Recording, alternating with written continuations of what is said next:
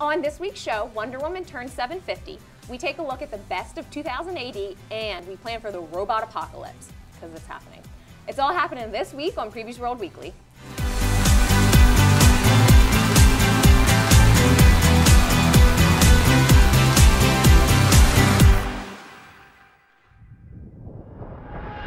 What's up, Previews World? It's Wednesday, it's New Comic Book Day, which means it's time for Previews World Weekly. I'm one of your hosts, Troy Jeffrey Allen. And I'm your other host, Ashton Greenwood, aka Duchess of Free Comic Book Day, coming to a comic shop near you May 2nd. Yeah, absolutely. So you're taken to that title. Like, yes, I love it. Okay, that's all right. I mean, you know, so you guys have to address her now as the Duchess of Free Comic Book Day. That's just how that works. Sorry, it's required.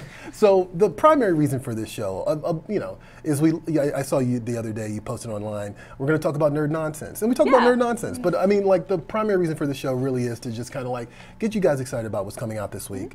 And it just so happens that DC, look, we all have nerd biases, right? Right, of course. And I'm accused of being a Marvel guy a lot of times. I think that's a little bit unfair. But like, I mean, you know, but like, and you're accused, well, we definitely know that you're an Archie Star Wars fan. Of course. But, you know, ultimately, I just want to be excited about stuff. I think that's really what the point of the show is about. And DC right now is killing it. They had a week. They had a big week. I mean, first of all, we just came off the heels of a, you know, this is comics related, but not really comics related. The Joker, Joaquin Phoenix won like a SAG award. He did? Yeah, he won a SAG award. He walked away with a Golden Globe the week before. And a Critics' Choice. And a Critics' Choice. So he's building his case for that Oscar. For that Oscar, right. And it kind of doesn't seem like anyone's going to catch him at this point. Right, yeah, it seems like a no-brainer, right? Did you see The Joker yet?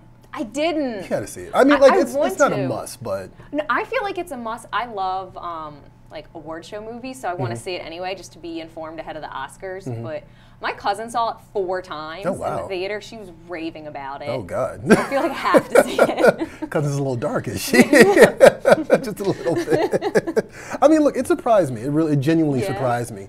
But actually, speaking of the Joker, one of the other things they announced this week on the comic side was Joker War, which is this big crossover they're doing coming up in April with James Tynion. Right. And on top of that, it's also going to be Joker's 80th anniversary, appropriately enough, in April. Right. So it's like, yeah, this is like, there's a bunch of cool announcements, and then in addition to that, there was a, Catwoman's got an 80th anniversary coming up, which I'm actually surprisingly excited for. Actually, I'm discovering more and more I really like Catwoman as a character. And then on top of that, personally, there's a Green Lantern Season 2, #1, dropping from Liam Sharp and Grant Morrison, which is like one of my favorite books right now. So yeah, DC just had a lot of really cool announcements. They're having a moment. I didn't want to let the week go without, like, you know, at least commenting about that. Right. But was there anything else cool this week that happened that like caught your attention? You broed me. I couldn't even like.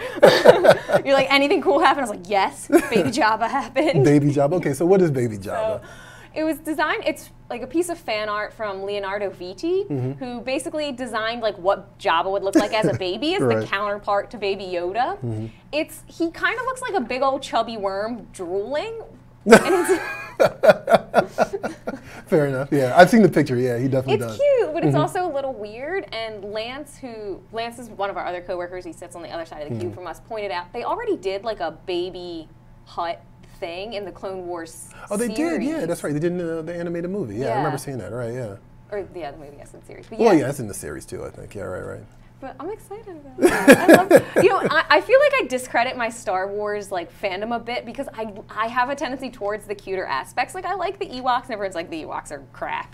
I know a lot of people don't like what? It's like the Ewoks and like the Gungans and like... not a fan of the Gungans. No, I don't think a lot of people are. It's just like, were you a fan of, what's the little robot whale thing in the new movies? What is it called? Oh, does he have a name? Yeah, he's got a name. What is his When name? she like tries to touch him and he's like, no, thank you. Right. What is that thing called? Huh? Dio. Dio. Well, Dio, but what's the other one? It's talking about BB-8? BB-8. There you go. I Oh. couldn't remember. Yeah.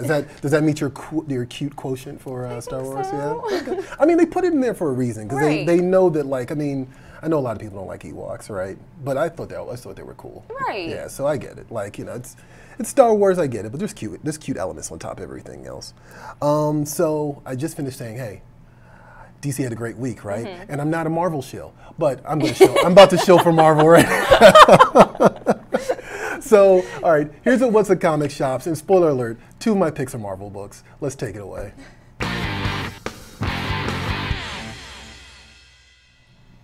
Okay, so there's a lot of new and exciting comics hitting comic shops this week, January 22nd. Troy, what are you in for this week? There's a Sam Wilson Captain America book coming out this week, and I haven't read every story in here, but like the initial 6-part story arc is actually one of the best things I've read in a long time. Like they, you know, Captain America has exchanged. I'm one of those people. Captain America, Steve Rogers. Like you know, people want to argue about that. Like Captain America, Steve Rogers. I don't want to hear it. That said, that does not mean that things happen to Steve Rogers and someone else takes over. And so Bucky became Captain America for a while, and arguably, I think, rightfully, Sam Wilson probably would be the most likely to be the next person to be Captain America. And that's what this book is. It's like him taking up the mantle after a bunch of events that happened in the regular Captain America book. Steve Rogers becomes ancient. Actually, the end of Endgame is kind of inspired by some of this. Yeah. And like, yeah, it's cool because like it's basically kind of like a Dante's Inferno type of thing. Like Sam Wilson is running this gauntlet of villains. There's this Hydra elevator that just opens up to different portals, and so every time he goes through the elevator, it's like a new battery of bad guys that he has to take on. And then in the midst of all this, you get like his personal backstory about his own like kind of misgivings about being Captain America, but also you're also kind of finding out, no, he's actually the right guy for the job. It's Rick Remender. It's I'm going to get his name wrong. I know I am. Just try it. It's Stuart Eminem, whose artwork I absolutely love. He's a great artist. Yeah, it's just a good book. Like it was a good, nice little 6-parter. And then in addition to that, I think the Nick Spencer book is also part of this series, which is the follow-up. Yeah, a lot of fun. And also, I want to point this out. Speaking of Rick Remender, I did an interview with Wes Craig, the co-creator of Deadly Class. Yeah. It's on the website right now. Go to PREVIEWSworld.com and check it out, because he gives us a breakdown of his upcoming cover to Deadly Class, which has the entire cast. So check that out. Anyway, what are you looking forward to this week, Ashton? Jughead's Time Police. Okay, nice. Yeah. Archie. I have a tendency towards Jughead. He's my favorite character. So I respect that, yeah. Self-proclaimed Jughead stan. I'm really excited about this book. So Jughead is in this annual, there's like a bake-off in Riverdale, and he messes up his pie so badly, he gets disqualified, banned for life from this bake-off. So, in a great idea, he decides to go back in time to fix everything. Is it Dilton or Dalton? Dilton's involved, Dilton right? Yeah, is he involved in this? Gotta be. Okay, of course, right, yeah. And anytime you mess with like the timeline of things, it's sure to be a disaster. Oh, of course, right. So I'm excited about this too, because Jughead tends to have like a certain apathy about him, and whenever Archie's the one that's messing up, he's kind of like, oh, you're a moron, like I'll help you fix it. So to see him kind of like frantic in his own mistakes is cool. You're right, yeah. Also, Derek Charm's doing the art in this book. Who I love his art, and I'm also a little biased because he did the Free Comic Book Day shirt last year. Oh, okay, nice. Yeah. So I'm excited about that, and it's the trade. So if you've missed like the individual issues or whatever, you can get the whole thing in one go. Nice. No, I'm a fan of Jughead. I told you this before. I've told you this off camera. Like, as a kid, I loved Spider-Man and Jughead. And like I've told you, like, I like Jughead because he ate too much and he didn't like girls, which makes a lot of sense.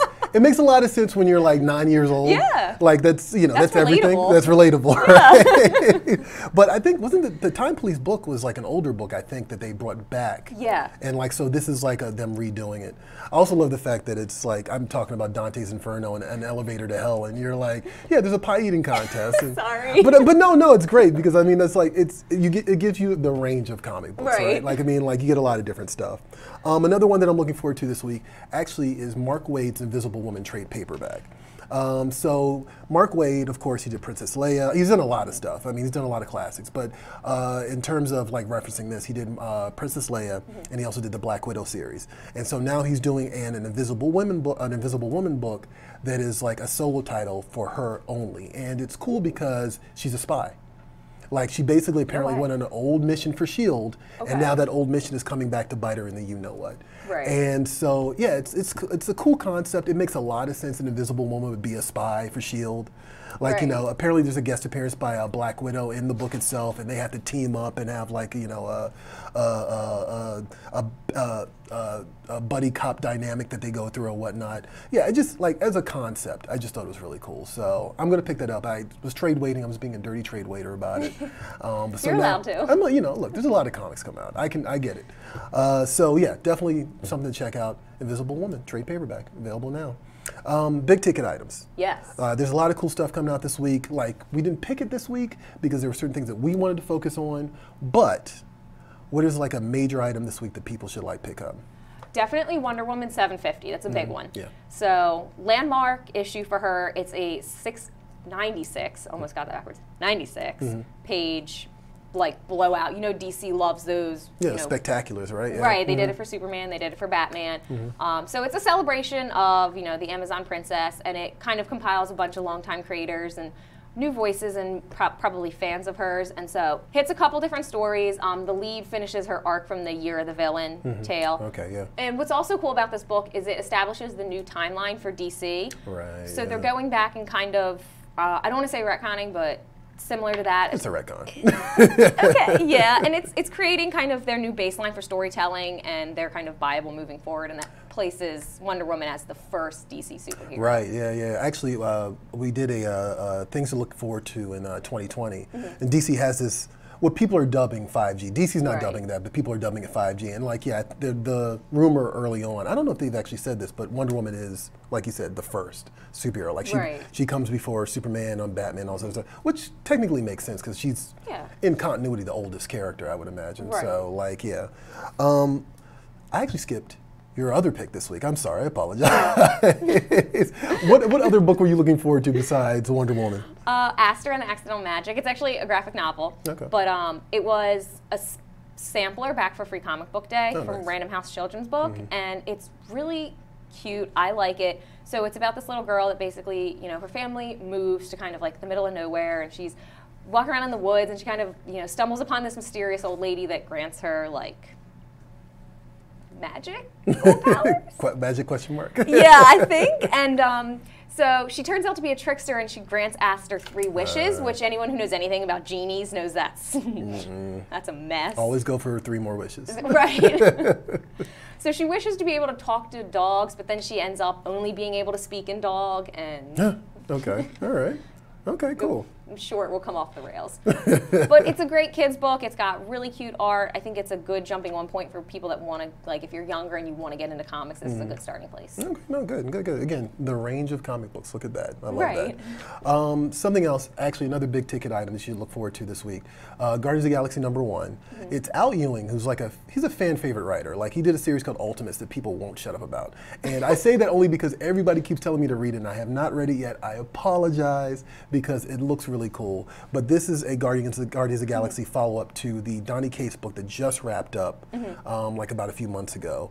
It's a new #1. It's out this week, and the setup is actually pretty cool because it's not very descriptive, but at the same time, I just like what it implies, which is like they've saved the galaxy a million times. And you would think the galaxy would give them a moment of happiness, but the galaxy doesn't care. Which I think is like, that should be like, that should be an astrology, like, an astrology, like, reading or something like that. I just think that's so perfect. So definitely check out Guardians of the Galaxy #1. On top of that, I also have to point out, because I need a segue, American Gods #9 is out this week. And so it's cool because this is the last issue, it's concluding God War story. And the reason I need a segue is because Neil Gaiman created American Gods. Right. Well, you know what he's also been behind? He didn't create it, but he's behind 2000 AD. Ooh. So the best of 2000 AD is a book that's coming out in late April, right before Free Comic Book Day, and there's also a Free Comic Book Day book coming, right? There is. Rebellion's doing a sampler, Best of 2000 AD #0, which is kind of setting up this larger story arc to come. Right. So here we have what I call the marketing machinists of 2000 AD. This is Owen Johnson and Mike Mulcher, and they're going to pitch you a little bit on the best 2000 AD, and then when we come back, I'll give you some more context. Check it out. Galactic greetings, readers. My name is Mike Mulcher. I'm from 2000 AD, and we're here to tell you a little bit about Best of 2000 AD, which is the new series starting in April. And I'm joined by my colleague, Owen Johnson, who's also here to talk about Best of 2000 AD. Owen, what is Best of 2000 AD, and why should people pick it up? Right, so 2000 AD is this giant heavy metal comic symphony that's been playing in our heads for 40 years. Best of 2000 AD is kind of the punk baby brother that's gate-crashed the party, drank all the booze, listened to all the records, and then made the best mixtape you've ever heard. It's intended as a gateway to the galaxy's greatest comic. So if you've never read 2000 AD before, and you don't know where to start, then this is the comic for you. And that was just a little bit about the Best of 2000 AD, which I mentioned before is dropping in April. And you can see the full video. Like, there's a 3-minute video that they did specifically for PREVIEWSworld that just kind of like outlines like I said this before, I said this in the article, 50-11 reasons you should read this book. Right. And I also want to point out the pre-order cycle for this book is actually ending on Thursday. So pre-order with your local comic shop. Let them know that you want this book. And I did that actually this past week, and my store reminded me, like, actually, you have a lot of other books you need to pick up. So I'm going to take care of that, but I also pre-ordered it. I'm also subscribing to it. And you should too, because they've got stuff, like, and they say this in the longer video, but they have stuff from Alan Moore, Neil Gaiman, Mark Miller, Frank Quitely, Brian Boland. I mean, every major creator of the last 20 years, if you're from the UK, probably came through 2000 AD. So, and this is the best of. So if you're trying to catch up on a little bit of comic book history, this is the book to pick up. But now it's time for Previews Toy Chess. Yes. So, which also means it's actually time for a contest. So here we go. Check out Previews Toy Chess, and we're going to come back and we're going to show you guys something. I don't know what. Solid. Okay, I lied. I actually do know what we're going to do this for Previews Toy Chess this week. So we're going to do things differently moving forward. Like, we're going to just get right to the contest because people want to win. So what can people win this week? Bam. Nice. We got Black Widow from Beast Kingdom. She's an Egg Attack figure.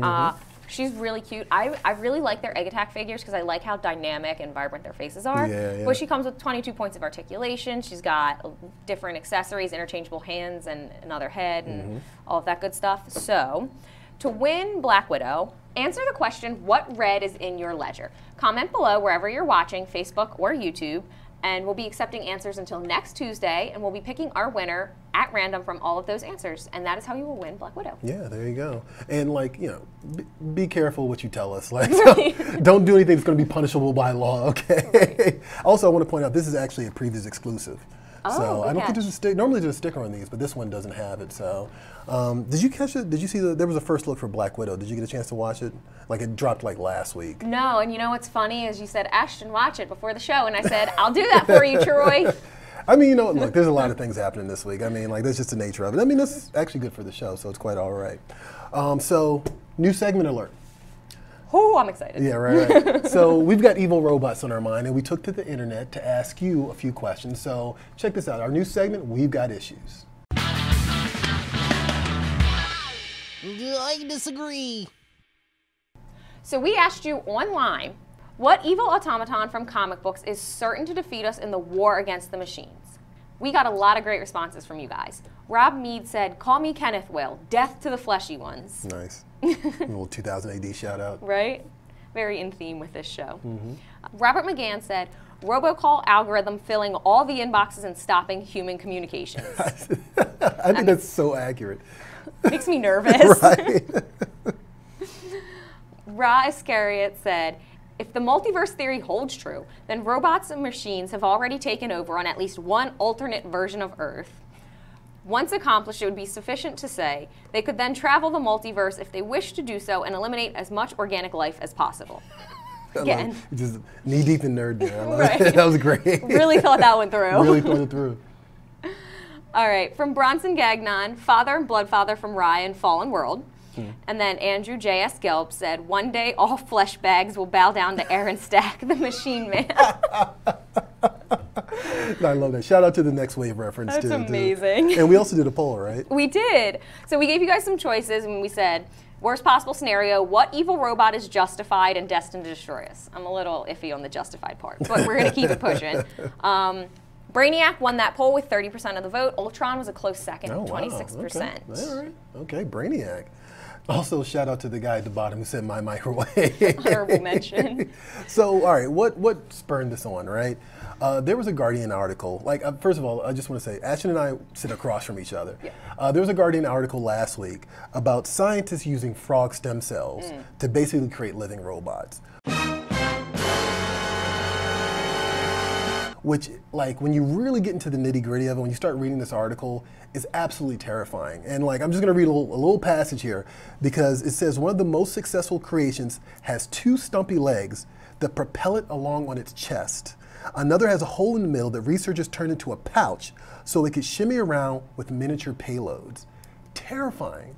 I'm not here for it. I'm not here for it at all. And, like, you know, it's just, you know, here's my thing, right? if we're gonna die because of robots, like at least give me a cool Terminator-style death. Like, you know what I mean? Like some little like frog robot thing. I'm not going down like that. I'm not going down like that. The other big problem I had with that article though is they kept using the phrase living robots. Yeah, right. Which is a huge cause for concern with me. Right. Because one of my biggest problems with like the robot issue is like, I feel like we're destined to approach an issue of like, rights and do robots get rights? How like how many rights do they get in relation to people? And if you're talking about a living robot, like we've approached an entirely different subject. Yeah, no, legit. Like, actually, have you ever seen the Animatrix? It's like the 2-hour like animated movie that's based on the Matrix. No, I haven't. So it's actually the best Matrix sequel because it just gives a lot of like background and stuff. But one of the things that comes up is that robots start asking for rights, and that becomes a big issue. And like this whole thing, like I keep thinking to myself, like, did any of you guys watch like any sci-fi movie of the last like forever? Like, you know what I mean? Like iRobot is I have a serious problem because of iRobot, and I like Sophia, the like super fancy robot with a human face, and then the iRobot robots have a human face. Like if you make them look like a person, you're asking for a problem because they're going to want to be treated as the same as the people they look like. Yeah, right. But also like robots have their own agenda, or like I feel like they do. And in iRobot, they act like they're here to help people and be a servant. And then there's like this crazy meltdown and.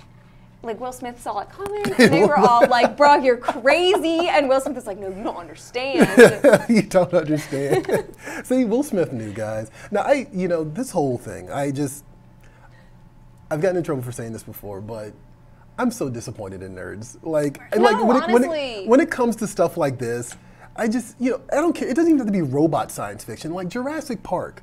You know what I mean? Like, don't mess with DNA. We don't need it. Don't start creating things that God didn't intend to be created. Like, and the other terrifying thing about this is that it reminds me actually of, to bring it back to comics, the Iron Man 3 actually was based on a comic called Iron Man Extremis, which is better than the movie. But the terrifying thing about it is it was about nanomachines in people's bloodstreams. Like, so basically robots in your bloodstream that like, allow you to regenerate, make you super adaptive, make you super strong. And like, I remember reading that for the first time and I was like, oh, this is cool sci-fi horror. It's nothing sci-fi about it. And it's absolutely going to become a reality. And I just... Stop doing this. You're asking for a problem. Like, you're creating something we're not meant to have and that we don't know what it's going to do. Like, there's too many people out there that are like, well, if we programmed the robot, then we can program it to not attack us. And I'm like, you don't know that. No, not at all. What makes you think that? And this is also the same people that program, like, what's the Amazon Echo or Siri to like make jokes about destroying the human race. Right, like everyone wants to act like they have such a big problem with Alexa and like she's spying on you, Which and she like is. no, but she is. But the paranoia with Alexa doesn't translate to like larger robots that would be much more destructive than just like your little 8-inch tall Alexa or whatever. Right. Yeah. Yeah, this is the subject. My friends make fun of me because I'm always terrified about this. Like, it's happening. It's gonna happen. It's a reoccurring thing. So anyway, we could talk about this forever, but we do have to wrap up the show. So let's do our comic shop shout out, and then we're going to say goodbye to you guys. Who do we have this week? So our comic shop shout out this week goes to Limited Edition Comics in Athens, Greece. They were shouted out by Costas. Love a good international comic shop. So if you want to have us spotlight your comic on the show, find us on social media and tag us using hashtag, why can I never get this right? I messed it up last week too. Hashtag support your LCS and tell us what shop you shop at and we could feature them on the show. Cool. And actually, this one's really, I like the store just looks cool. It's a lot of painted walls and murals and like stuff like that. So yeah, shout out to Athens. Doing it right. Yeah, doing it right. So hey, that's it for Previews World Weekly this week. I am one of your hosts, Troy Jeffrey Allen. And I'm your other host, Ashton Greenwood. And we'll see you guys at the Spinner Rack. How about that?